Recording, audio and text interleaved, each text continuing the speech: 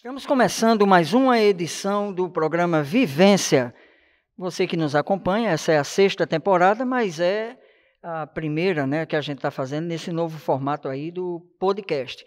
E a gente desenvolve, né, esse trabalho junto com a parceria da Assartic, a Associação dos Artistas de Caruaru, e também da Expresso Filmes. Daqui a pouquinho você vai conhecer um pouco mais também sobre esses dois parceiros. E hoje eu tenho a alegria, a honra de ter comigo ele que tem o sobrenome grande e o nome é pequeno, viu? Vocês vão entender melhor isso daqui a pouco, mas é o Vitinho. E eu quero já que você comece explicando isso, né? Vitor Lucas, como é? Isso, Paulo. Primeiro, lhe agradecer pela oportunidade, né, cumprimentar todos que estão assistindo e dizer que não esqueçam de se inscrever no canal, né, o canal de Paulo. Eu pensei que era o seu. Vou devolver a gentileza aqui. No meu também, mas não esqueça de se inscrever. Se inscreve aí, dá uma força, né, um like, deixa o seu comentário e também... Porque ajuda muito. E o meu também. O meu é Vitinho Maia, tá aí, só é dar uma pesquisada. Gosto muito de comentar sobre política, o canal é falando sobre isso. Paulo... Explica aí que agora apareceu outro nome. Vitor Lucas Bezerra de Siqueira, mas na verdade eu sou conhecido como Vitinho Maia. Eu vou lhe explicar por quê. Vai lá. Quando eu tinha 5, 6, 4 anos de idade, eu era fã de Tim Maia. Ainda sou fã de Tim Maia. E todo mundo ficava besta. Rapaz, como é que um menino de 4 anos, 5 anos gosta de Tim Maia? Né? E pegou, foi pegando, e hoje todo mundo só me conhece como Vitinho Maia. Até o pessoal de casa, o pessoal da família, me conhece como Maia. Mas você cresceu também naquelas brincadeirinhas que hoje em dia chama karaokê, na minha época não, de ficar cantando, gostava de fazer essa brincadeira assim com a turma também, adolescente, cantando as músicas de Tim Maia? Na minha época de infância, para ter acesso era muito difícil. Assim, não era todo mundo que tinha esse acesso, não. Tinha que ter uma condição financeira grande para ter acesso a um karaokê. Na minha infância, né? Hoje não, hoje é mais fácil. Muito bem. Tá, joia. Então, Vitor, para quem ainda não conhece, ele tem aí um envolvimento com a política local e também regional. Tem uma participação de exercer liderança, né, no PTB, salvo engano, PTB Jovem. Mas essa questão política, a questão do partido, como é que ele está hoje, como é que estão essa movimentação dele, não só na política local, mas também as opiniões dele sobre a política nacional, a gente vai tratar desse assunto daqui a pouquinho, mas rapidinho. Primeiro, fala um pouquinho aí, você é daqui de Caruaru? Não, Paulo, eu sou natural de Belo Jardim, sou belo-jardinense, porém, né, minha vida sempre foi um pedacinho em Belo Jardim e um pedacinho aqui. Né? Meu pai é de Belo Jardim, né? Minha mãe é de Serra Talhada, nascida em Serra Talhada, mas cresceu em Belo Jardim. Porém, meus tios, né, são aqui de Caruaru. E teve um período da minha infância que eu morei aqui em Caruaru. Eu morava lá no Cedro, em frente à igrejinha. Também? Meu pai é belo-jardinense. Então, eu sempre tive esse vínculo. Eu vim de vez para Caruaru quando eu vim estudar, que eu vim para o Instituto Federal, cursei edificações, e foi quando também eu comecei minha militância política, que a gente vai comentar um pouquinho mais para frente. Começou cedo. Com 15 anos eu já estava disputando o Grêmio Estudantil, já estava me movimentando. Ainda na vida pessoal, esse período que eu lembrei aí, você falou da sua mãe, falou dos tios, os tios já no caso aqui em Caruaru, e inclusive o pai também lá de Belo Jardim. E você tá para ser papai também, não é isso? Vou ser pai. Essa Flor, que é uma profissional muito competente, você também colheu lá no Belo Jardim, ou já foi aqui? Caruaruense, conheci aqui em Caruaru, né, Samara, minha esposa, e meu filho, né, tá previsto para nascer agora em setembro, não sei quando é que vai pro ar, mas agora em setembro vai estar nascendo, vai ser um caruaruense roxo. Que maravilha, tá certo. E já viu os exames, é só um mesmo? Só um. Né? Seja muito bem-vindo. E já sabe se é filho também? Já pelos exames, se é menino mesmo? É menino, Nicolas. Ok. Nicolas, seja bem-vindo e já é benquisto, né? Então, e aí? Começou Grêmio Estudantil? Como é que veio esse namoro com a política? Na verdade, eu desde novinho sempre gostava de acompanhar as eleições. Comício. Cidade interior, a política é muito acirrada. E lá em Belo Jardim também sempre foi. Eu sempre acompanhava os comícios, enfim. A gente lá era Boca Preta, com Citra Galvão, o grande político da região. E, enfim, né, e sempre acompanhei. Quando eu vim para o Instituto Federal, a gente teve a oportunidade de construir um movimento estudantil. De lá fui presidente do Grêmio. E, a partir dali, comecei minha militância. Fui candidato a vereador em 2016. Foi uma escolha do Grêmio Estudantil, porque, na época, a gente estava muito ativo na cidade, participando de vários conselhos na cidade, Conselho de Juventude, Conselho do Transporte Público, enfim. E foi quando surgiu a ideia, não, vamos lançar uma candidatura, e eu fui o escolhido, disputei a eleição, na época, com 19 anos. Já na primeira? Na primeira, com 16 anos. Em 2016, com 19 anos, e ainda estudante. Né? Foi uma campanha sem recurso nenhum, estudante, enfim, a gente conseguiu ainda ter 400 votos, Paulo. Não sei como, mas a gente conseguiu ter essa votação, e foi muito bom. E, a partir daí, comecei a estudar mais, comecei a participar mais, me envolver mais, e foi quando a gente começou a construir um grupo. E não sei se a gente vai falar disso agora, ou entrou no partido, isso aí. Mas daqui a pouco a gente comenta sobre isso. Porque quando você fala sobre esse início, né, da militância política, e cita não só a questão do Grêmio Estudantil, o que é o Grêmio Estudantil, para o público que está nos acompanhando, para chegar no raciocínio que eu quero chegar daqui a pouco. O Grêmio Estudantil é como se fosse, Paulo, o sindicato dos estudantes. Como se fosse, né? Porque independente da pandemia, também isso parece que está meio desestimulado agora. Isso. Mas vamos lá. Então, ou seja, é um grupo de jovens, né, que representa os estudantes. Né? Então, o que tem de falha na escola, o Grêmio Estudantil vai lá e cobra. Eu lembro que no IFPE, quando a gente iniciou, a gente pegou o início do Instituto Federal. Eu fui a primeira turma do integrado, porque tem o integrado e tem o subsequente. Eu fui a primeira turma de lá. E o Instituto Federal estava apenas iniciando, então tinha muita coisa para ser feita. E eu lembro que lá a gente precisava muito de internet, e não tinha Wi-Fi, né? A gente não tinha acesso à internet. Tinha acesso à internet na biblioteca, que tinha 5, 6 computadores, e já tinha uma turma muito grande de estudantes, era muito difícil acesso. Então, eu lembro que o Grêmio Estudantil foi a primeira proposta nossa. A gente vai lutar para ter Wi-Fi no Instituto Federal, na escola. E hoje o Wi-Fi existe lá por conta de uma demanda. Conquista.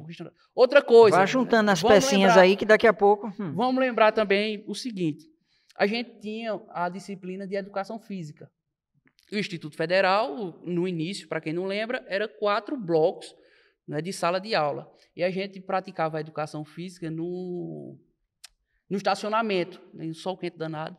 E a gente lutou como Grêmio Estudantil e conseguiu uma quadra de areia. Né? Também foi uma demanda, foi uma pauta do movimento estudantil, uma pauta do Grêmio Estudantil que a gente conseguiu. Então, a gente conseguiu, enquanto movimento estudantil do IFPE, algumas conquistas. O líder, junto com um bom grupo, claro, um bom líder também, né, bem intencionado, bem motivado, e que de preferência seja vocacionado, que eu creio que é a sua situação, ele consegue, então, fazer, não é nenhuma ponte, né, mas assim, trazer essas demandas dos alunos para a escola, o colégio, a faculdade, onde ele, e procurar também intermediar esse diálogo entre aquilo que se precisa e muitas vezes aquilo que se pode oferecer, né, que também a estrutura, a organização. Não, e o exemplo da quadra, né, a gente queria uma quadra poliesportiva de primeira com tudo. Aí o diretor, na época, George, meu grande amigo George, se estiver assistindo, um grande abraço, meu amigo, foi um grande diretor do Instituto. E ele disse o seguinte: Vitinho, a gente não tem projeto, a gente não tem... Não, na verdade, o projeto se tinha, mas não tinha recurso. Então, assim, para a gente fazer um paliativo para vocês começarem a praticar, a gente vai construir uma quadra de areia, que é mais simples, o recurso é menor e é mais fácil de conseguir, e vai iniciar. Só que o que a gente queria era uma quadra poliesportiva, de toda estrutura. Porém, o que se podia fazer era uma quadra de areia.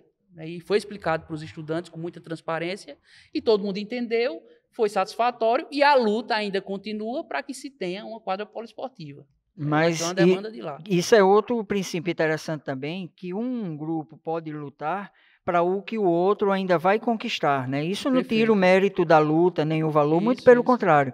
Mostra até que você está fazendo em prol de algo maior que pode até alcançar outras gerações, outras pessoas, e não necessariamente você. Você falou isso lembrando a questão de sindicato, né, tudo, e eu fiquei, assim, justamente pensando nesse debate, que não sei se era necessário a gente estar debatendo tanto sobre isso agora, que era a questão da democracia, não é? O valor que tem a sociedade organizada em segmentos ou em setores, né, para que cada setor, cada segmento tenha a sua representatividade. Claro que muitas vezes durante o processo, quem está conduzindo ou pessoas infiltradas acaba mostrando outras intenções, né, não coletivas e sim individuais.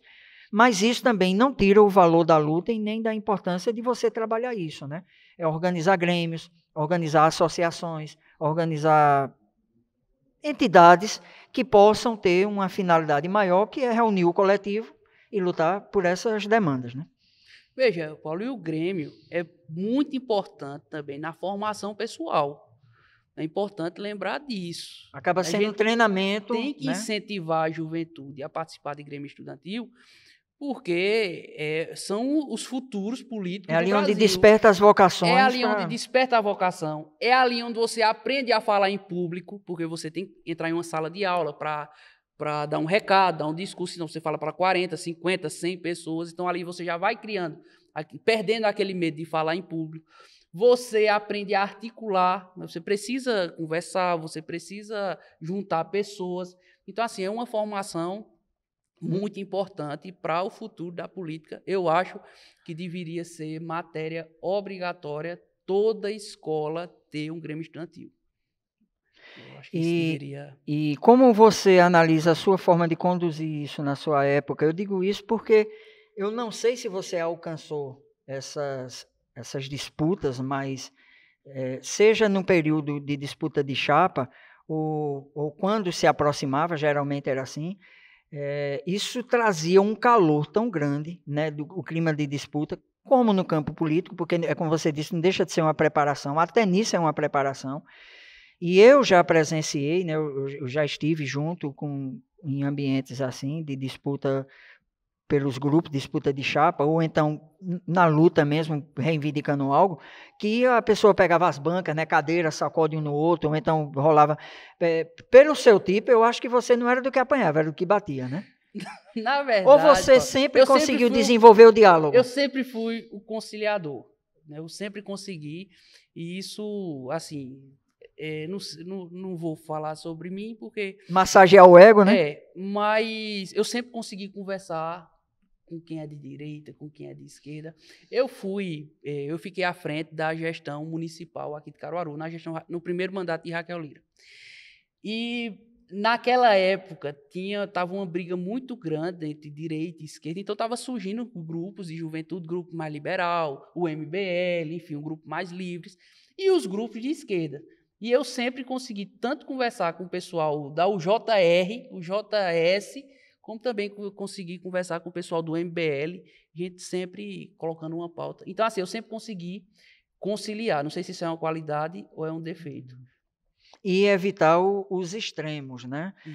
Já que a gente entrou nesse assunto, o que é que você diria que poderia ajudar, né, a quem lida com a política, principalmente com esse lado apaixonado, né, por esse ou por aquele candidato, o que é que poderia fazer para melhorar, essa questão, inclusive nas redes sociais, que é uma praia que você domina também. Essa questão é uma questão cultural nossa. Infelizmente, eu vou dizer infelizmente, a gente tem esse instinto de polarização. Se a gente pegar as eleições, tanta eleição, a gente vai ver isso muito interior. Se você for para o interior pesado, você vai ver que lá a eleição come no centro. Inclusive as daqui, que não deixa de ser um interior, também, né? Isso. Quem é Boca Preta, morre Boca Preta. Né? Já vem a geração todinha de Boca Preta, e quem é do outro lado, e sempre teve essa rivalidade. E eu acho que isso é um defeito, porque a gente passa a prestar atenção não nas ideias, mas sim naquela paixão política de um lado, de uma bandeira, e é isso que está acontecendo muito no Brasil. A gente não está, infelizmente, o clima de polarização está tão grande que a gente não está olhando proposta, a gente não está olhando projeto. Eu gostei dessa sua observação, porque assim, a gente vê que, no caso, talvez tenha sido isso. A internet, ela exacerbou isso, né? Ou seja, ela só fez aumentar isso. Mas isso sempre teve. Sempre teve, entendeu? Isso, na minha opinião, isso, não sei se você concorda comigo, mas só a gente fazer um retrato das eleições municipais de cada município, você vai ver que essa polarização está entranhada no ser humano, está entranhada na gente. A gente gosta de levantar a bandeira, essa disputa fla-flu, a gente está entranhado na gente. Porém, isso é muito perigoso nas eleições e a gente está vendo o resultado agora.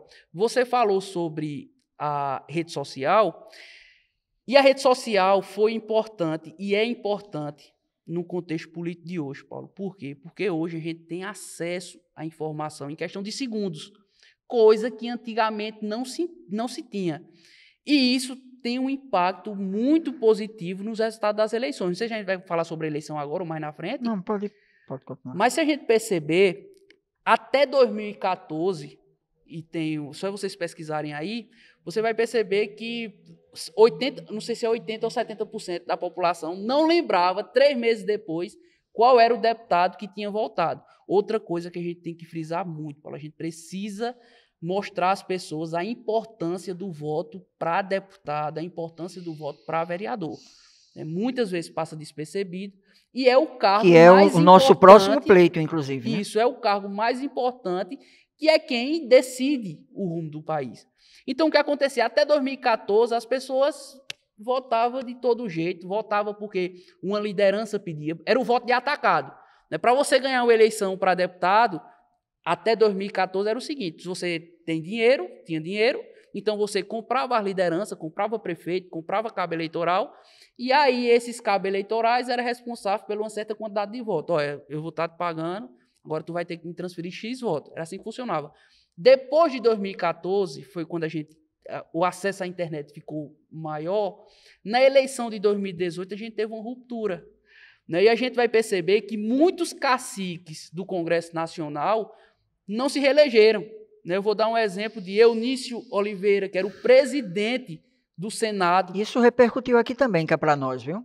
Né? Na própria Câmara aqui também, vereadores mais antigos, mais históricos, tiveram mais dificuldade. Isso. Né? Só e que, fora assim, os que ficaram fora. Só que, assim, nessa questão, para vereador, eu tenho uma leitura... Foi um impacto menor. Eu tenho uma leitura diferente em relação ao voto de opinião. Eu acho que, para vereador, né, o voto de opinião ainda não tem força para eleger alguém. Mas a utilização das redes sociais, sim. Isso. Né? Isso. Talvez não para definir a eleição, isso. mas ajuda na projeção, ajuda, na divulgação. Claro. Mas o que aconteceu com a diminuição dos votos desses vereadores mais antigos foi uma coisa que não se tinha em Caruaru, que foi muitos candidatos e candidatos com potencial. Né? Ou seja, a gente teve uma quantidade muito grande de candidatos que tiveram voto. Né? Antigamente se tinha muito candidato, mas era candidato que tinha 80, 100, que não tira a legitimidade. Porém, agora teve muito candidato que teve 500, 800, 900. Então, consequentemente, quem tinha 4, 5 mil votos, caiu a votação. Eu gosto sempre de dar o exemplo de Edmilson Salgado. Né? Edmilson, mas se você chegar no Salgado e falar mal de Edmilson, você sai apedrejado. É um cara que trabalha, você vê Edmilson na rua, é um cara que trabalha 24 horas no seu mandato. E Edmilson sempre teve votação acima de 4, 5 mil votos. E por que Edmilson caiu para menos de 3 mil votos, se eu não me engano? Deixou de trabalhar? Não, foi a quantidade de vereadores no Salgado que tiveram uma votação grande. Né? Candidato de 500, 600, 700 votos, que, consequentemente, foi diminuindo no eleitorado de Edmilson. Cito o exemplo de Edmilson, mas geral. Só entendeu? Porque, inclusive, foi, né, o mais votado na legislatura anterior. Já o voto de deputado, ele é um pouco diferente. Antigamente, até 2014, era o voto de atacado, que as pessoas votavam, não sabia nem quem era, votavam porque a liderança está pedindo, porque o prefeito está pedindo. Só que agora... Agora você está juntinho ali, acompanhando. Isso, só que agora, a partir de 2018, eu acho que 2022 vai ter um impacto mais diferente. Agora as pessoas estão votando por afinidade, né? E isso graças à rede social, porque dá esse elo com o eleitor. Então, o candidato que era acostumado a ser eleito dessa forma, quebrou a cara. Foi o exemplo de Eunício Oliveira, foi o exemplo de Romero Jucá, Romero Jucá, quem diria que aquele homem perdeu uma eleição? E entre outros e outros e outros que não se reelegeram, e quem conseguiu ganhar reduziu muito a votação. Então, eu acho que nessa eleição, né, ainda vai ter o voto do atacado, claro, só que eu acho que não vai ser definitivo para o resultado de uma eleição. A gente vai para um pequeno intervalo e, inclusive, nesse assunto de internet, uma linha que eu gosto de absorver é aquela de educar os algoritmos, né? Então, se você curte muito uma coisa que é agressiva, que é violenta, que é claro que aquilo vai, a tendência é que aquilo fique aparecendo mais, né, na sua linha de tempo e você vai se envolvendo mais com aquilo. Então, o bom mesmo é você evitar esses temas mais polêmicos e isso vai, de alguma forma, purificando e melhorando. Vamos para um rápido intervalo, daqui a pouquinho a gente volta.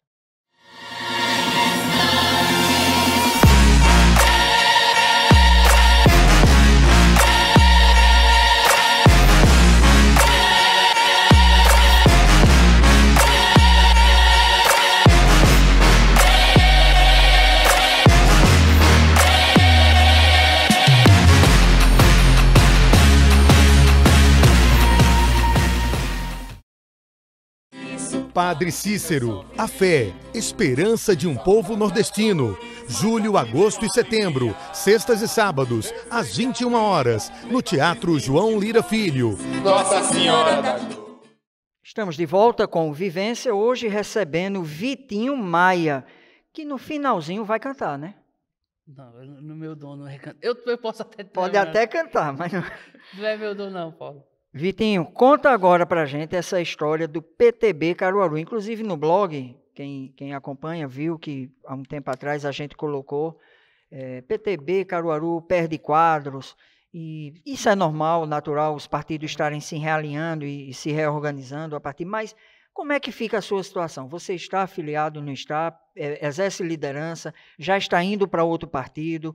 O que é que está acontecendo Paulo, primeiro, nessa história? Bora entender um pouquinho da história. Quando eu perdi a eleição em 2016, era muito jovem, assim. Aí eu estudei como era que elegia um vereador. Né? E fui estudar a eleição proporcional. Tem a eleição proporcional e a eleição majoritária, a eleição para vereador e a eleição proporcional. Mas diga-se de passagem que o PTB, inclusive, conseguiu ser bem sucedido, né? Eu creio que é onde você vai chegar, aí fruto então, dessa articulação. Que aconteceu? Em 2016, eu fui colocado em um chapão, por exemplo. Não sei se vocês... Depois eu posso explicar melhor. Fui colocado em um chapão. Enquanto passou a eleição e eu perdi esse rapaz, para mim poder ganhar a eleição, eu preciso estar em um grupo que eu possa disputar por igual. Então, se eu for esperar os caciques de Caruaru montar um grupo, eles sempre vão me colocar para servir de bucha de canhão. Então, eu vou começar a articular... O cauda, que se chama. Isso. Começar a articular esse grupo. E foi quando a gente começou a conversar. Teve a participação de muita gente. Teve o Washington Luiz, teve Dada do Sol Poente, que foi importante para trazer as mulheres, a vinda de Dada. Precisa ter 30% dos candidatos serem mulheres. Então, teve Jorge Casagrande, enfim, a gente começou mensalmente a se reunir, né? Todo mês, reunião, a gente estudava o cenário, estudava como ia ser a eleição, enfim. E quando foi próximo de se filiar, a gente era preocupado... Da data limite, isso, não é isso? Que é em abril de 2020. A gente era muito preocupado em montar o grupo. A gente sempre, não, bora montar o grupo e a legenda a gente deixa para depois, que o importante é o grupo. E, na verdade, é assim, se você tem um partido, mas não tem um grupo, não adianta de nada, você precisa ter o grupo. E foi quando estava próximo, então surgiu vários partidos, e a gente teve uma conversa com o senador Douglas Sintra, né, que era o representante do PTB aqui em Caruaru. E o PTB era interessante porque, no estado, ele já tinha lançado uma candidatura em 2018, que foi Armando Monteiro. Então, a gente pegou, não, bora pegar o PTB, bora ir para o PTB, porque é um nome que já está conhecido na cabeça dos caruaruenses, que é o número 14 do PTB, e possa ser que isso tenha uma influência no resultado final do grupo. E realmente teve, a gente vai chegar lá. E a gente teve uma conversa muito boa com o Douglas Sintra, né, apresentou o projeto, né, apresentou toda a proposta, e ele cedeu a proporcional. Disse, a eleição proporcional é com vocês, ninguém mexe aí. E foi o resultado, a gente conseguiu montar um grupo de 35, né, foi o partido que Conseguiu. todos os candidatos tiveram voto, né? Todos os candidatos, a gente teve esse cuidado para não ter essa questão de candidatura laranja, enfim. Todos os candidatos tiveram voto, todo mundo disputou por igual, não é? Todo mundo, não teve esse que teve um voto maior, não teve, todo mundo por igual. E no grupo a gente dizia o seguinte, ó, quem passar de 1000 votos é eleito. E realmente as duas pessoas que passaram de 1000 votos foram eleitos, que foi Jorge Quintino e Felipe José. E o final disso foi um resultado muito bom, né? A gente conseguiu ser o 5º partido mais votado, Paulo. A gente teve mais de 12 mil votos, né? O voto de legenda foi importante para a gente também, ajudou nessa soma. E a gente conseguiu fazer 2 vereadores. E o grupo continua firme, porém, não mais um PTB, porque depois que passou a eleição, o PTB já estava namorando com o Bolsonaro, né, querendo participar do Bolsonaro, enfim. E mudou todo o seu estatuto, acabou que expulsou o senador Armando Monteiro aqui do diretório estadual, e a gente era ligado ao senador Armando Monteiro, então Armando Monteiro foi expulso e não tem mais ambiente para o grupo, né, o nosso grupo proporcional, que continua firme, a gente continua se reunindo, né, só esse ano a gente já fez mais de 3 reuniões, continua firme, e a gente já está estudando a possibilidade das próximas eleições. Porém, em outro partido. A gente não vai continuar. Mas esse grupo já sabe para onde vai se alinhar? Veja, Paulo, tudo vai depender... Ou está mais próximo? Tudo vai depender da eleição de 2022. O que é que eu defendo dentro do grupo? A gente teve 12 mil votos para proporcional. Então, é um grupo, tem força, tem voto. Então, o que é que eu defendo dentro do grupo? Ainda não é uma ideia de consenso, né? A gente ainda está debatendo, que é o nosso grupo lançar uma candidatura. Eu acho que o nosso grupo, agora nas eleições de 2022, tem que lançar uma candidatura. Se a gente não lançar uma candidatura, a gente vai apoiar... Pelo menos a estadual. Pelo menos a estadual. Claro, a gente lança um estadual e vê... E faz um alinhamento com o federal, e dependendo do caso até libera alguns do grupo. Isso, a gente está chegando nesse consenso ainda. Eu acho que até dezembro a gente fecha essa questão. Por quê? Porque é uma forma do nosso grupo mostrar a nossa força. A gente teve 12 mil votos, bora ver quanto é que a gente vai ter para 2022 e bora ver como é que a gente vai estar para 2024. Então, para 2024, qual é o partido que a gente vai depender muito da eleição de 2022, porque isso vem o acordo com o federal. Né? A ideia é que a gente pegue um partido com representatividade nacional, que tenha tempo de televisão, né? Enfim, tem todo um estudo. Mas eu acho que nossa preocupação, no momento, é manter o grupo unido, né? Tem muita gente querendo vir e discutir política. E eu acho, tenho defendido, que nosso grupo lance uma candidatura para 2022. Pelo menos para estadual. Pelo menos para estadual. Nesse campo da discussão política, eu costumo comentar sobre o risco que se tem, ou o quão doentio é essa questão do personalismo, né? Quando você individualiza e deixa para trás o projeto. Quando você conta essas histórias, de novo a gente está reforçando aí a questão de grupo, como é importante, né? Você ter a visão de grupo, porque quando você tem a visão de grupo, mesmo que eventualmente o partido saia, digamos, dos trilhos, mas o grupo permanece forte. Tá firme. O ideal é que o grupo permaneça no partido, né? Porque essa história também de não ter partido, eu também não simpatizo com ela. Tem que ter partido, sim. O partido, ele dá instituciona melhor, né, o processo. Até para disputar, você precisa de uma legenda. Precisa. E o partido também precisa, quem está no partido precisa saber exatamente o que o partido pensa, o que não pensa, né? A questão de regimento, estatuto, porque tem muito partido também que ele funciona só naquele período de eleição. Tem partidos que são mais... Eles têm uma durabilidade maior, eles têm uma visão mais longe. Então, esses partidos se consolidam mais, geralmente são as legendas mais antigas.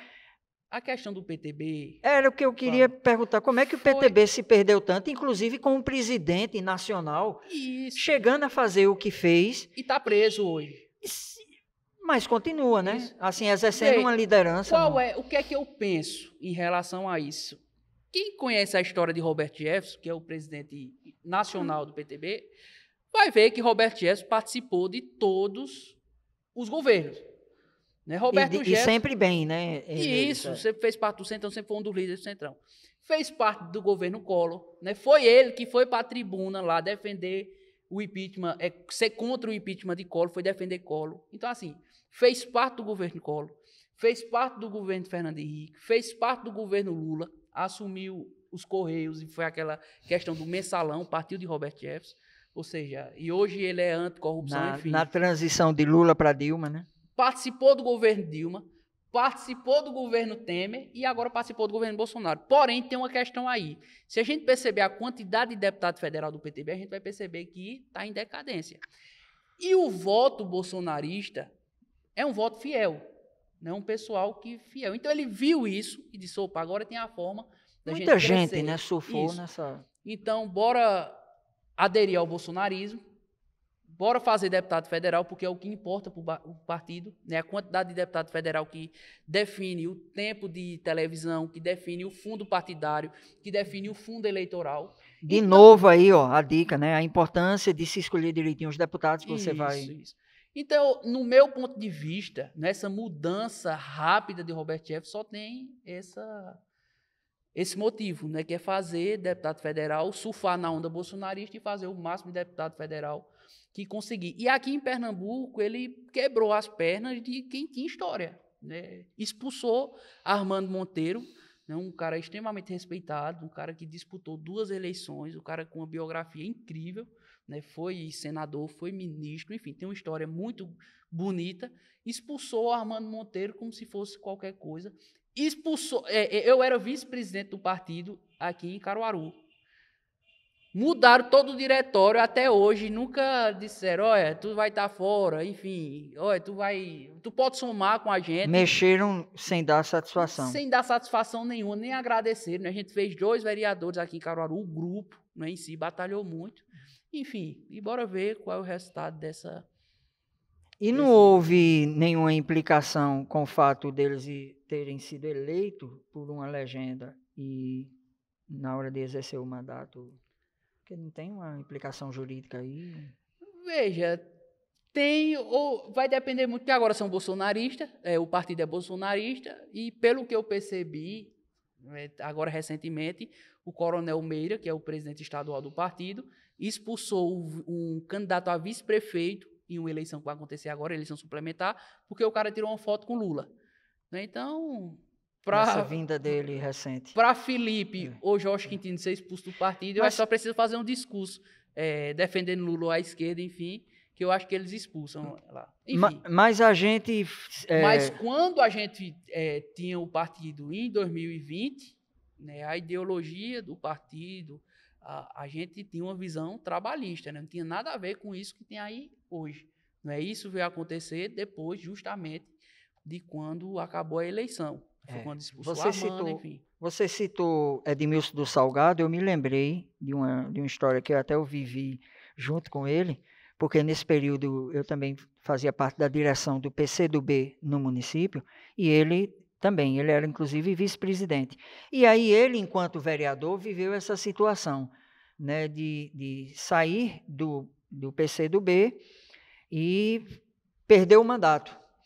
Inclusive o partido ameaçou, não é, de querer pegar o mandato de volta. Isso ficou um jogo muito delicado, porque o partido queria que ele pedisse para ser desfiliado, pedir para sair, e ele dizia, não, se for para ficar, eu fico, eu não vejo nenhum problema. Mas só que o partido, naquela circunstância, não queria mais ele. Então, expulse. Aí, quando é o partido, né, que tira o parlamentar, a responsabilidade passa a ser do partido. Então, houve uma série de conversa, aí, inclusive, o jurídico, até a assessoria jurídica dele, né, até orientou ele e disse, não, na realidade, se você quer sair do partido, é uma coisa, né, então o partido pode requerer o mandato. Agora, se é o partido que não quer mais vocês, só que nesse processo jurídico isso pode ser argumentado também, não é? Ou seja, não é que o partido não esteja mais aceitando o Felipe e o Jorge Quintino. É também o partido que se distanciou, né, do que antes ele defendia, que havia um alinhamento com o que eles também... Isso, perfeito. Eu acho que é mais ou menos por aí. Perfeito. como você falou, se puder, se você for expulso do partido, o partido lhe expulsar, você tem direito a ir para outra legenda que você escolher. Mas se você pedir... Eu acho que é o contrário, não? Não, se você pedir... Não, eu acho que é o contrário. Se o partido lhe expulsa, né, sem ter um motivo, aí o partido não pode requerer... Isso, então, se o partido lhe expulsa, você está livre, você, o sim, parlamentar, está livre para... porque foi uma ação dele. Isso. Agora, se você, parlamentar, pede a saída do partido, então a vaga é do partido e o suplente assume. Então, eu acho que Felipe, tenho certeza que Felipe José não vai pedir para sair do partido, até porque não tem porquê. Felipe está fazendo um mandato muito bonito, quem acompanha Felipe nas redes sociais sabe. Jorge Quintino também, acredito que não peça para sair do partido. E quando em 2024 abrir a janela para se poder mudar de partido, vai para outra legenda que é o tempo propício para isso. Foi, novamente, voltando ao caso, o Edmilson do Salgado. A gente misturou um pouquinho, mas você entendeu, né? Que é a mesma coisa sendo diferente, como eu costumo dizer. Chapão, chapinha. Veja, você ficou de explicar melhor. O Congresso tentou colocar o distritão. Sim, recentemente, nesse processo que ainda vai até outubro, né? Na verdade, Paulo, esse novo formato das eleições. Esse Congresso Nacional, na minha opinião, é o pior que tem, porque agora eles estão fazendo a maracutaia na cara do povo. Né? Isso graças também à internet, que você tem um acesso rápido das informações. Antigamente se fazia essas coisas na escura, né? A população dificilmente ficava sabendo, e agora não, agora é na cara. Para você ter uma noção, triplicaram o fundão eleitoral, mas a gente fica muito ligado e esquece a sacada. Na verdade, eles são muito inteligentes. Eles pediram para triplicar, mas a verdade, o interesse deles era que dobrassem o fundo eleitoral. Ou seja, reduzindo, ficaria na mesma. Isso, ou seja, 4 bilhões o fundo eleitoral vai ser agora, Paulo. Isso é um absurdo. No momento que a gente está vivendo, é muito, assim, é de se desproporcional. Revoltar. E agora o distritão, porque o que acontece? Se a eleição proporcional permanecesse, muitos deputados que estão eleitos agora iam perder o mandato, né? Ia perder a eleição. Por quê? Porque na eleição proporcional, o partido precisa atingir uma quantidade mínima de votos, né? Que para deputado federal aqui de Pernambuco é mais ou menos 180 mil votos, né? Ou seja, o partido precisa atingir 180 mil votos para poder fazer um deputado. E o mais votado do grupo é o que é eleito. Porém, como era que os deputados iam conseguir formar grupo, né, para conseguir atingir essa votação de 180 mil votos? Não ia conseguir. Né? Quem danado um candidato pequeno ia querer disputar com um candidato a deputado federal, com um mandato, com recurso, enfim. Então, ou eles mudavam essa regra, ou então muitos iam ter que sair dos partidos, né? Os partidos iam morrer, de fato, e... Perdi o raciocínio. É o cachorro, né? E agora? Tem como... Tá ouvindo aí esse cachorro? Não. Então, para eleger um deputado federal, né, você precisa atingir um quociente eleitoral, que é a soma do grupo, né, e o candidato mais votado desse grupo, por exemplo, aqui em Pernambuco, é aproximadamente 180 mil votos que o partido precisa atingir. Então, atingindo esse valor, o mais votado do grupo é o que é o eleito. E se o distritão passasse como eles queriam, que na verdade a intenção não era passar o distritão, a intenção era aprovar a volta das coligações. Esse era o objetivo. Foi tanto que ninguém... Coisa com a outra Jogou uma coisa, ninguém falou da volta das coligações, falaram muito do distritão, então apagaram o distritão e a volta das coligações passou tranquilamente, que era esse o objetivo. Então, com as voltas das coligações, o deputado que ele está sozinho no partido, ele pode coligar com outro partido e garantir a sua reeleição, pelo menos garantir a sua disputa por igual. Como você falou, né, para a gente ter cuidado no voto para deputado, porque esse voto lá em cima vai respingando nos municípios, né, nos diversos sentidos, não só em relação às leis, mas inclusive, de novo, no processo eleitoral. E o que é que isso traz de novo, por exemplo, para a eleição de 2024? Veja, o voto para vereador, feito a gente já comentou antes, é um voto um pouquinho diferente do voto para deputado. Né? Tem outra característica, tem outra pesada. Eu sempre digo o seguinte, para você ganhar uma eleição para vereador, você precisa ter... Mas as mudanças em relação à coligação... Isso, agora vai Vamos poder chegar lá. Né? Que colocaram os coitados dos vereadores como cobaia em 2020. Né? Muitos vereadores perderam o mandato, né, com o fim das coligações, e agora mudou completamente. Ou seja, quando é para beneficiar eles, quando é para eles sentirem, aí tira. Quando é para os outros... Então, mas você estava falando, em relação à coligação, melhora, né? Porque melhora em relação aos vereadores. Porque vai possibilitar... Isso, vai possibilitar a construção mais fácil do grupo, entendeu? Para mim, eu não vejo diferença, porque a estratégia da gente é manter um grupo só fechado. Essa coesão, né? Isso. Então, para a gente não vai ter muita diferença. Porém, para quem não é experiente em montagem de grupo, então assim vai ficar mais fácil. E no perfil geral de campanha, que você também ia dizendo, não faz... na realidade, não faz tanta diferença, que é distinto, né?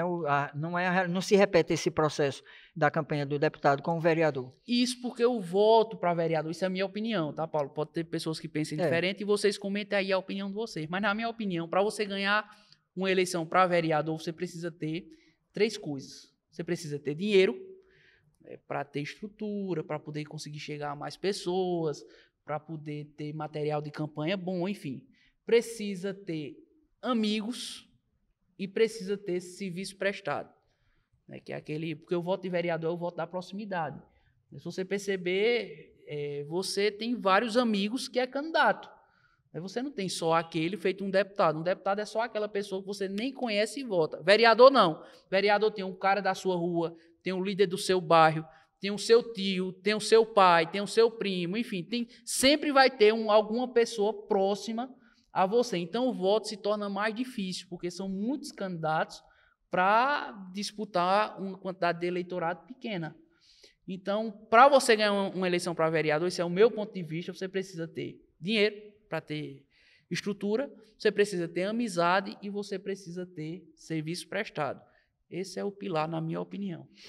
Para encerrar, eu quero provocar você com uma questão aí, que quando você fez o primeiro ponto, o segundo ponto, o terceiro ponto, só vem à mente o seguinte: e mídia e rede social? Porque nesse processo, principalmente naquela marca que você colocou, 2014, 2016, outro processo, 2018 a outra, nesse processo, o uso das redes sociais, se por um lado ajudou muito, né, a promover e divulgar, né, e trazer um volume maior de informação, também trouxe muita desinformação, muita fake news, destruiu vida de uma parte, eu não vou nem dizer muita gente, mas destruiu.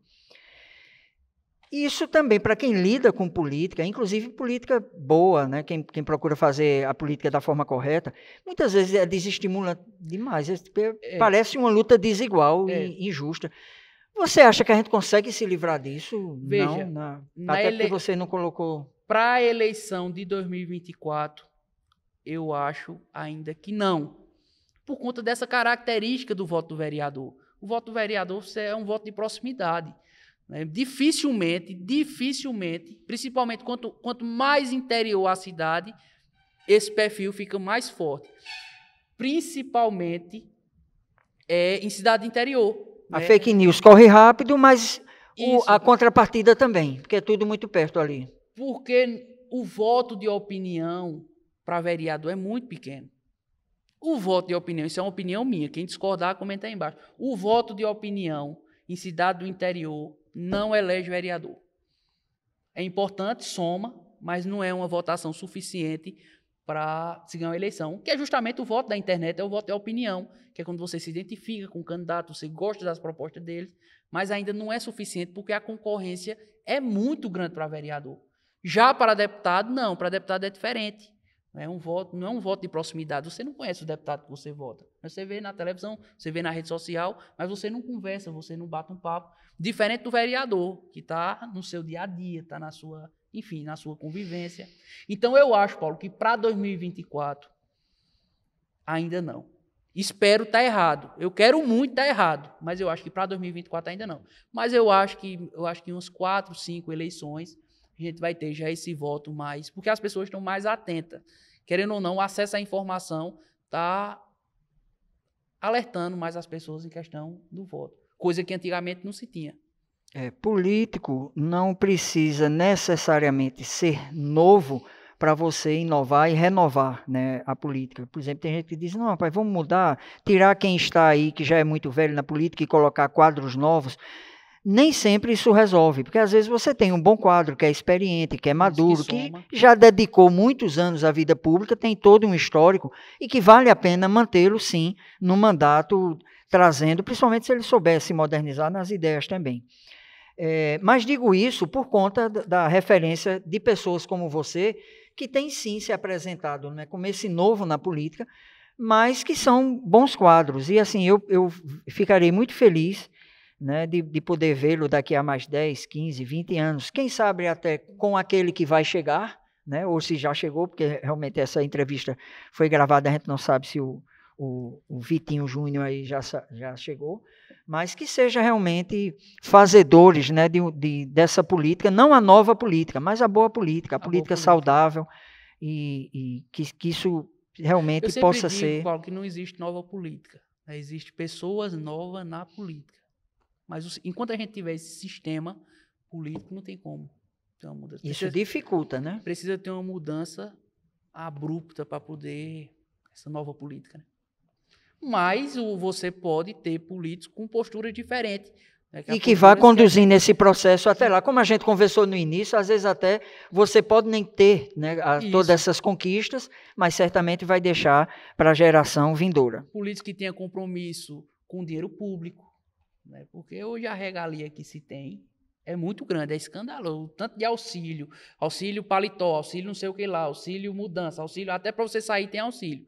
Então são coisas que realmente são imorais. Vitinho, a gente costuma se comparar muito com o país da Europa. Às vezes a gente fala da política na Dinamarca, às vezes a gente fala, olha, não, tal país é evoluído, tal, mas também tem que se lembrar, eu costumo também estar dando esse toque, que a democracia no Brasil, além de ser recente, o próprio país, mesmo tendo 500 anos, né, de descoberta, mas também, comparado com essas nações da Europa, muito tempo levou, né, para chegar aonde chegou, aperfeiçoando o sistema, aperfeiçoando, e enfrentaram guerras, e até chegar onde chegou. Então, eu também tenho essa esperança que a gente chegue lá. Vai chegar lá. Ô, Paulo, e outra coisa que a gente não comentou, mas tudo que está acontecendo na política nacional, na política estadual, na política municipal, só tem um culpado. Sabe quem é? O eleitor. Porque nenhum lá caiu de paraquedas. Todos eles que estão lá foram eleitos. De uma forma ou de outra. Você tem que parar também esse sistema, né? Porque com você ele vai sendo alimentado e ele funciona. Isso, por justamente aquele vício da votação que a gente já comentou antes, que o eleitor, principalmente em eleição municipal, isso precisa acabar. O eleitor só quer votar em alguém. Não todos, não é bom a gente generalizar, tem um voto de opinião. Mas uma grande parte, a massa do eleitorado, só quer votar em alguém com interesse por trás. Né? Um interesse de alguma coisa. Né? Tem que ganhar alguma coisa, porque é tudo ladrão, tudo... E o resultado está aí. Hoje a gente pagando quase R$7 de gasolina, o quilo de carne R$50, bujão, aqui pertinho em Belo Jardim, já tem gente comprando bujão a R$100. Ou seja, quem está pagando isso é a gente, e a culpa é nossa. Porque nenhum caiu lá de paraquedas. Então, é uma forma da gente começar a prestar atenção, analisar os candidatos, votar em quem você tem afinidade, votar em quem, de fato, lhe represente, e não adianta só reclamar, e quando chegar na eleição, quando chegar na urna, eita, eu só quero votar em tu se tu me der alguma coisa. Viu? E essa fase delicada, que não é necessariamente para você apoiar essa ou aquela pessoa, ou esse ou aquele partido, mas de deixar sobressair a questão do Estado de Direito. Né? Tem certas coisas que a gente não aceita, que a gente não concorda, que a gente não é por questão pessoal, é para preservar o Estado de Direito. Que depois de tanto tempo, de tanta dificuldade, né, isso aconteceu no passado e fica sempre propenso a acontecer de novo. Então, defender determinada situação ou ser contrário a determinada situação não é necessariamente porque você está simpatizando, né, com um ou com outro candidato. É a defesa, né, do Estado de Direito, isso, a defesa da democracia. Que está em risco, e ao mesmo tempo eu acredito que não está, porque o Brasil está muito sólido em questão das instituições. Mas o que a gente está vendo aí todo dia é um atentado golpista, né? Inclusive, não sei se vai ser antes ou depois que vai passar essa gravação, mas no dia 7 de setembro vão ter manifestações no Brasil pedindo justamente a volta da ditadura, a intervenção militar, enfim, veja o momento que a gente está vendo. Porém, eu acredito que isso não irá acontecer, porque nenhum país desenvolvido vai dar respaldo a um golpe aqui no Brasil. Eu sei que é sonho de muita gente, mas isso não vai acontecer, pelo menos na minha opinião. Vontade se tem de fazer, né? Mas não tem. Mas não tem força no mundo para conseguir respaldo de um golpe. Você se considera cristão? Cristão. Estou perguntando sem saber mesmo se é cristão católico ou cristão evangélico. Sou cristão de uma dessas linhas. Cristão evangélico. Vai me deixar mais à vontade ainda para eu lembrar com você, né, para eu trazer para essa comparação, que é o seguinte. Nós temos liberdade, não é verdade? Antes de conhecer Deus, ou de se relacionar com Deus, a gente não tinha. E agora, a partir dele, a gente tem liberdade. Liberdade para fazer o que quiser, como quiser, quando quiser? Não. Não é? Então, ele não nos libertou para a libertinagem. Ou seja, não é uma liberdade que nos leva para fazer o que é errado. É a liberdade que a gente tem para fazer o que é certo. O que é certo não precisa ser chato, enfadonho, não precisa ter a cara de pecado. Não. Né? Apesar de que nem tudo nos convém, mas tudo nos é lícito.